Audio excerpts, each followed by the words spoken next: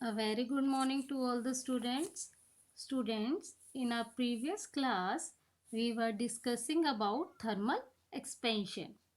Now, we are going to discuss some applications of thermal expansion.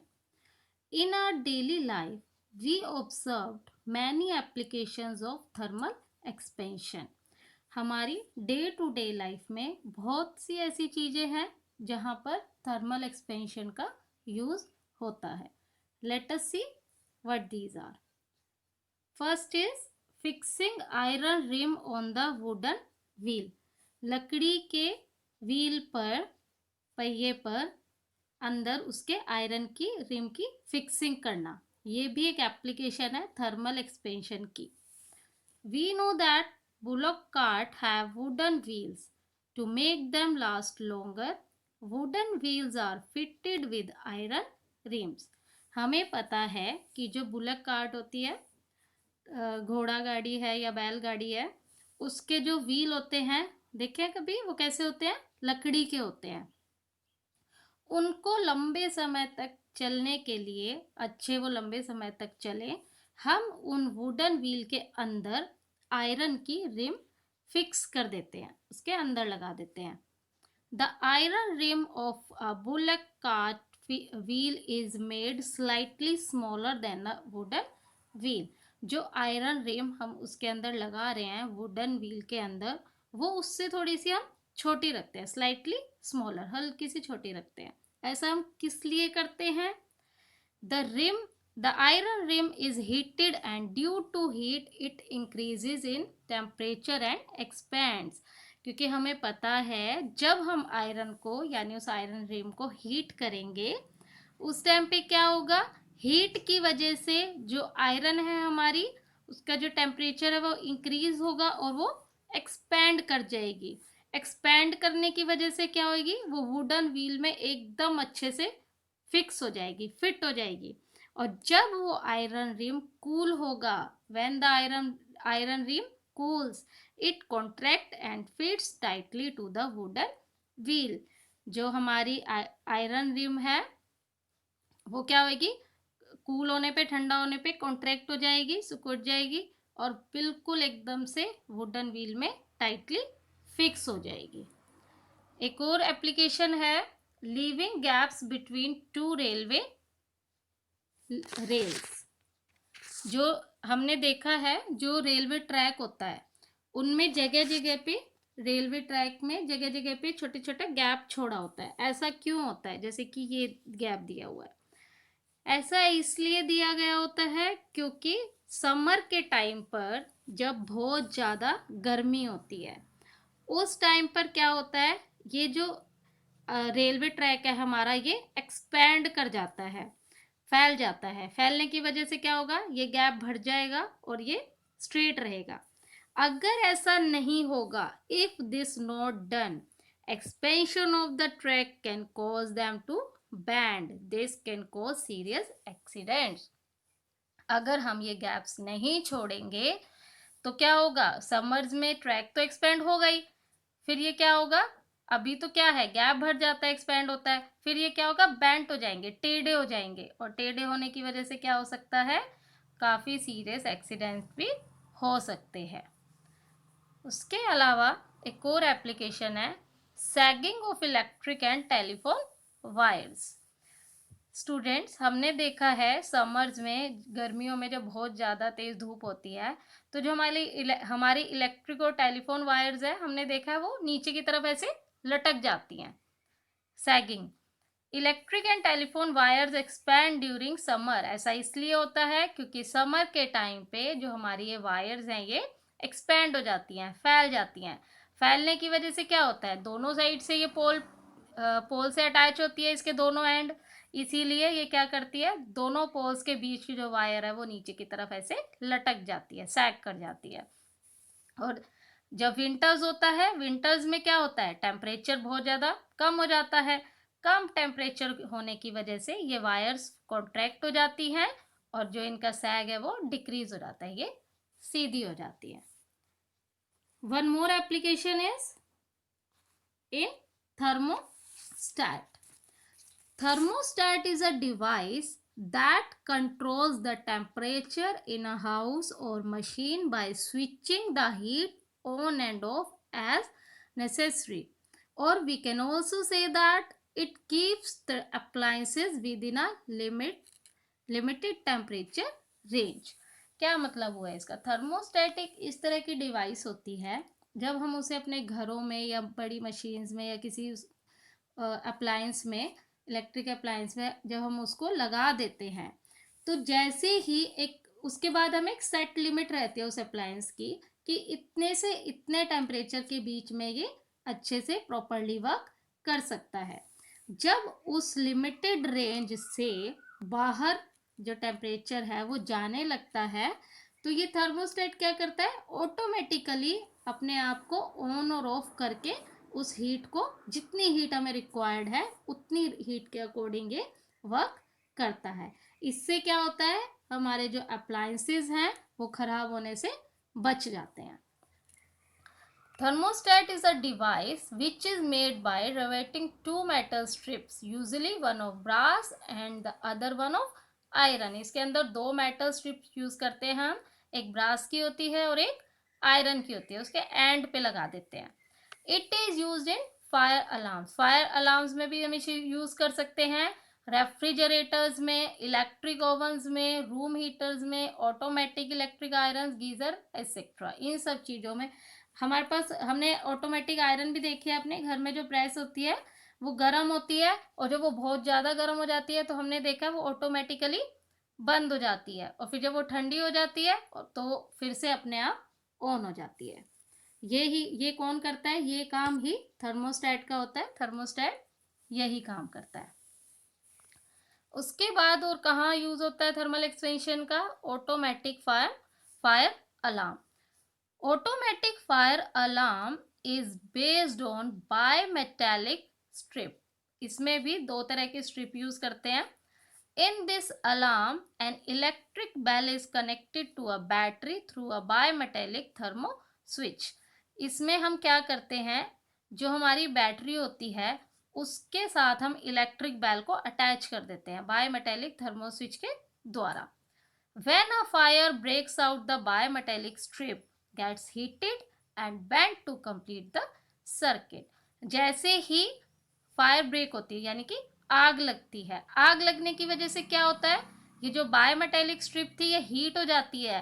Heat करने की वजह से ये बैंड हो जाती है और बैंड होके ये जो हमने बेल लगाई थी उसमें जाके अटैच हो जाती है. सर्किट कंप्लीट हो जाता है. कंप्लीट सर्किट होने की वजह से जो बेल है वो रिंग करने लग जाती है, हमें आवाज आने लग जाती है.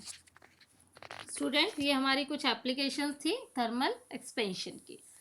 Our next topic is thermometers. Thermometers क्या होता है, हमने पहले भी पढ़ा था. We use thermometer to measure the temperature of an object. किसी भी ऑब्जेक्ट का टेम्परेचर मेजर करने के लिए जो डिवाइस हम यूज करते हैं that is called thermometer. Its action is based on some physically measurable properties of a substance which changes when the temperature changes. कोई जो फिजिकली मेजरेबल सब्सटेंसेस होते हैं जिनको हम मेजर कर सकते हैं, उनके अंदर जब टेम्परेचर चेंजेस होते हैं तो हम थर्मोमीटर की हेल्प से उनको नोट कर सकते हैं, यानी कि देख सकते हैं, मेजर कर सकते हैं. There are different types of thermometers. काफ़ी तरह तरह के थर्मामीटर्स होते हैं. However the most commonly use thermometers are mercury thermometers.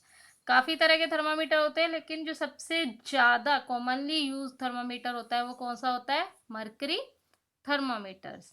It is use by the doctors and in laboratories. ये डॉक्टर्स के द्वारा भी यूज किया जाता है और लेबोरेटरीज, लैब्स में भी यूज किया जाता है.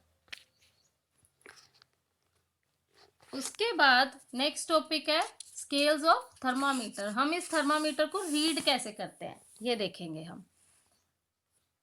For scientific purpose the Kelvin scale और absolute scale is use, but commonly use scales are Celsius and the Fahrenheit. Scientific purpose के लिए हम बहुत कमर्शियल लेवल पे, बड़े लेवल पे अगर हम थर्मामीटर्स यूज़ करते हैं तो उस टाइम पे जो हमारा स्केल होता है इसका वो क्या होता है, केल्विन स्केल होता है या फिर एब्सोल्यूट स्केल होता है। लेकिन जो हम कॉमनली थर्मामीटर यूज़ करते हैं, जो डॉक्टर्स हैं या लैब में छोटे कामों के लिए यूज़ किए जाते हैं, वो कौन से स्केल होते हैं, सेल्सियस एंड फ़ारेनहाइट। अब हम देखते हैं कि सेल्सियस स्केल होता क्या है। Temperature on the scale is measured in degree Celsius, इसको ऐसे डिनोट करते हैं, डिग्री सेल्सियस। इस टेम्परेचर हम इसके अंदर जो टेम्परेचर मेजर करते हैं सेल्सियस स्केल पे, वो डिग्री सेल्सियस में होता है। इस टाइप के थर्मामीटर में जो स्केल होता है उसमें हम एक लोअर फिक्स पॉइंट लेते हैं और एक अपर फिक्स पॉइंट। वो जो पॉइंट्स है लोअर और अपर वो फिक्स होते हैं। जो लोअर फिक्स पॉइंट है is the temperature at which pure water freezes at sea level to be 0 degree Celsius. जो हमारा लोअर फिक्स पॉइंट होता है वो क्या होता है, हमारे प्योर वाटर का फ्रीजिंग पॉइंट, और वो क्या होता है 0 degree Celsius. The temperature at which pure water boils at sea level is called the upper fix point. और जो हमारा बॉइलिंग पॉइंट ऑफ वाटर होता है वो हमारा अपर फिक्स पॉइंट होता है, और वो कितना होता है हमारा 100 डिग्री सेल्सियस।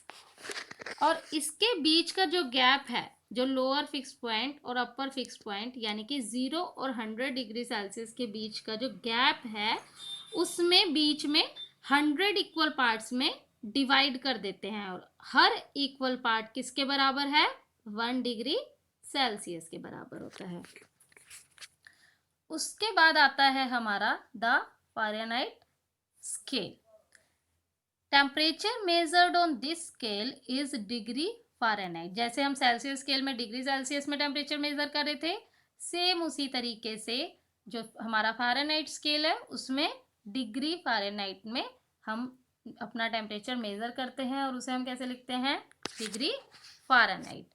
इसका जो लोअर फिक्स पॉइंट है उसको 32 डिग्री फ़ारेनहाइट लेते हैं, और जो अपर फिक्स पॉइंट है उसको 212 डिग्री फ़ारेनहाइट कंसीडर किया जाता है। इसके बाद है कि हम क्या कर सकते हैं, हम एक स्केल को दूसरे स्केल में भी कन्वर्ट कर सकते हैं। जैसे कि सपोज हमें कोई टेम्परेचर है डिग्री सेल्सियस में गिवन है, हम उसको फ़ारेनहाइट डिग्री फ़ारेनहाइट में भी कन्वर्ट कर सकते हैं, और अगर हमें फ़ारेनहाइट में गिवन है तो हम उसको सेल्सियस में भी कन्वर्ट कर सकते हैं। देखें कैसे करते हैं। हमें पता है 0 डिग्री सेल्सियस की वैल्यू किसके इक्वल होती है, 32 डिग्री फ़ारेनहाइट। तो और 100 डिग्री सेल्सियस की वैल्यू किसके इक्वल होती है, 212 डिग्री फ़ारेनहाइट। क्योंकि हमारी जो सेल्सियस में हमने लोअर और अपर लिमिट 0 और 100 ली थी, और फ़ारेनहाइट में क्या ली थी, 32 और 212। अब अगर हम इन दोनों स्केल्स के बीच में रिलेशन देखें तो ये हमारा फॉर्मूला होगा, degree Celsius minus 0 degree upon में 100 degree Celsius is equal to degree Fahrenheit minus 32 degree upon में 180 degree. To convert degree Celsius to Fahrenheit हम ये वाला फॉर्मूला यूज़ करेंगे। Degree Fahrenheit is equal to 9/5 degree Celsius plus में 32, और अगर इसका अपोजिट है डिग्री फ़ारेनहाइट को सेल्सियस में कन्वर्ट करना है तो हम ये वाला फॉर्मूला यूज़ करेंगे। Degree Celsius is equal to 5/9 degree Fahrenheit minus में 32। ये कुछ एग्जाम्पल हैं, इससे हम समझने की कोशिश करते हैं। जैसे कि पहला एग्जाम्पल है, convert 60 degree Celsius to degree Fahrenheit. 60 degree Celsius हमारे पास टेम्परेचर है, हमें उसे फ़ारेनहाइट स्केल में कन्वर्ट करना है। तो फ़ारेनहाइट में कन्वर्ट करना है तो हम फ़ारेनहाइट वाला फॉर्मूला लगाएंगे। क्या था, degree Fahrenheit is equal to 9/5 degree Celsius plus में 32। यहाँ पर हमें डिग्री सेल्सियस की वैल्यू गिवन है तो हम इसकी वैल्यू पुट कर देंगे, यानी कि 9/5 इंटू में 60 डिग्री प्लस में 32। जब हम इस पोर्शन को सॉल्व करेंगे तो हमारा आएगा 108, और उसमें हम क्या करेंगे 32 ऐड कर देंगे, तो हमारा आंसर क्या आ जाएगा 140 डिग्री फ़ारेनहाइट। सेम ऐसे ही एक फ़ारेनहाइट का एग्जांपल लेते हैं। Convert 100 degree Fahrenheit two degree Celsius. Degree Celsius में कन्वर्ट करना है, इसलिए हम कौन सा फॉर्मूला लगाएंगे, डिग्री सेल्सियस वाला। क्या था डिग्री सेल्सियस वाला हमारा फॉर्मूला? 5/9 डिग्री फ़ारेनहाइट प्लस में 32। 5/9 फ़ारेनहाइट की कितनी वैल्यू दे रखी है हमें? 104 प्लस में सॉरी माइनस में 32। 5/9 इंटू जब हम 104 में से 32 माइनस करेंगे तो आंसर क्या आएगा? 72। और जब हम इसको इसके साथ सॉल्व करेंगे तो हमारा आंसर आ जाएगा 40 डिग्री सेल्सियस। तो ये हमारा कुछ एग्जाम्पल थे। उसके बाद हमारा नेक्स्ट टॉपिक है द लेबोरेटरी थर्मामीटर। लेबोरेटरी में हमने अभी पढ़ा था कि क्लिनिकल थर्मामीटर्स भी होते हैं और लेबोरेटरी थर्मामीटर्स भी होते हैं। तो हम लेबोरेटरी थर्मामीटर के बारे में थोड़ा सा पढ़ेंगे। A mercury thermometer is commonly used to measure temperature in laboratories. Laboratories के अंदर टेम्परेचर मेजर करने के लिए यूजुअली हम कौन सा थर्मामीटर यूज करते हैं? Mercury thermometer. मर्करी थर्मामीटर इस टाइप का होता है, ये जो लेबोरेटरी में यूज होता है। इसमें क्या होता है, एक mercury thermometer consist of a thin walled fine bore glass capillary tube. एक थिन मतलब एक मोटी सी ग्लास की, बोर ग्लास की कैपिलरी ट्यूब होती है ये। इस कैपिलरी ट्यूब में एक कॉर्नर में बल्ब लगा होता है। देखो ये बल्ब लगा हुआ है, ये इसका लोअर एंड है थर्मामीटर का। और इस तरफ से अपर एंड की तरफ क्या होता है? ये सील्ड होता है, बंद होता है। और जो बीच का हिस्सा है ये किससे भरा हुआ होता है? मरकरी से। मरकरी क्यों यूज करते हैं हम थर्मामीटर के अंदर? क्योंकि मरकरी की कुछ प्रॉपर्टीज होती हैं। देखें हम क्या प्रॉपर्टीज होती हैं। जो मरकरी है it is a shiny silvery and can be seen easily. जो मरकरी है वो शाइनी होता है, एकदम शाइन करता है, सिल्वरी होता है और इजीली दिख जाता है हमें, हम उसको इजीली देख सकते हैं। उसके अलावा it does not stick to the walls of the thermometer. Thermometer की जो वॉल्स होती हैं साइड में, उन पर ये चिपकता नहीं है, स्टिक नहीं करता है। इसके अलावा it is also a good conductor of heat and has the uniform expansion and contraction property. ये एक गुड कंडक्टर ऑफ हीट होता है और इसकी यूनिफॉर्म एक्सपेंशन और कंट्रैक्शन प्रॉपर्टी भी होती है। It can be used in a fairly large temperature range, at is freezes at -39 degree Celsius and boils at 457 degree Celsius। इसकी जो रेंज है लोअर से और अपर, वो क्या है? बहुत ज़्यादा है, बहुत लार्ज टेम्परेचर रेंज है। यानी कि ये -39 डिग्री सेल्सियस पे फ्रीज करता है और 457 डिग्री सेल्सियस पे तक ये जा सकता है। इतना, इसी वजह से सबसे ज़्यादा मतलब मोस्ट कॉमनली हम मरकरी को थर्मामीटर्स में यूज करते हैं। एज द टेम्परेचर राइजेस, अगर टेम्परेचर बढ़ेगा तो जो मरकरी है वो क्या होगा? एक्सपैंड होगा। एक्सपैंड होने की वजह से जो बल्ब है, बल्ब में से वो आगे ऊपर की तरफ जाएगा और जितना टेम्परेचर होगा उतने टेम्परेचर तक जाकर रुक जाएगा और वहां से हम क्या कर सकते हैं? उसकी रीडिंग ले सकते हैं। जैसे हमारा जो थर्मामीटर हमने पढ़ा था उसके वहां पर स्केल बना होता है, तो जितने तक वो जाएगी रीडिंग, जितने तक वो एक्सपेंड करेगा मरकरी, हम वो रीडिंग नोट कर लेंगे। Such type of thermometer can be safely used for measuring temperature between 0 degree Celsius and 100 degree Celsius। इस टाइप के थर्मामीटर जो हमारी टेम्परेचर रेंज है 0 से लेकर 100 डिग्री सेल्सियस तक, उसके टेम्परेचर को इजीली मेजर करने के लिए काफ़ी सेफ होते हैं। लेबोरेटरी थर्मामीटर की तरह ही क्लिनिकल थर्मामीटर्स होते हैं। It is also called doctors thermometers. इनको डॉक्टर थर्मामीटर भी कहा जाता है। It has a narrow construction in the capillary tube just above the bulb.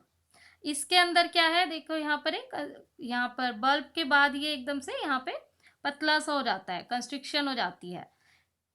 और जब हम पेशेंट के माउथ में जब इसको थर्मामीटर को लगाते हैं तो क्या होता है, ये जो मरकरी है ये यहाँ से ऊपर जाना स्टार्ट हो जाता है एक्सपेंड करके, और जब हम पेशेंट के माउथ से इसको वापस ले आते हैं तो मरकरी क्या है, बल्ब में वापस नहीं जाता। इससे क्या होता है, इजीली हम अपनी जो रीडिंग है वो बहुत इजीली रीड कर लेते हैं। और उसके बाद by giving it a jerk the mercury can be brought back into the bulb and it can be used again। और जब हम उसको जर्क देखा है ना हमने, जब डॉक्टर हमारे मुंह से थर्मामीटर निकालता है, रीडिंग नोट करता है, तो उसके बाद उसको झटकता है, जोर से जर्क देता है। जर्क देने से क्या होता है, वो जो मरकरी एक्सपैंड हुआ था, ऊपर टेम्परेचर ऊपर तक गया था, वो दोबारा से सारा का सारा मरकरी बल्ब में आ जाता है, बल्ब में इकट्ठा हो जाता है, और उसके बाद हम उस थर्मामीटर को दोबारा से यूज कर सकते हैं। That's all for today, students. I hope you understand all this topic. Keep revising the covered topics. Thank you.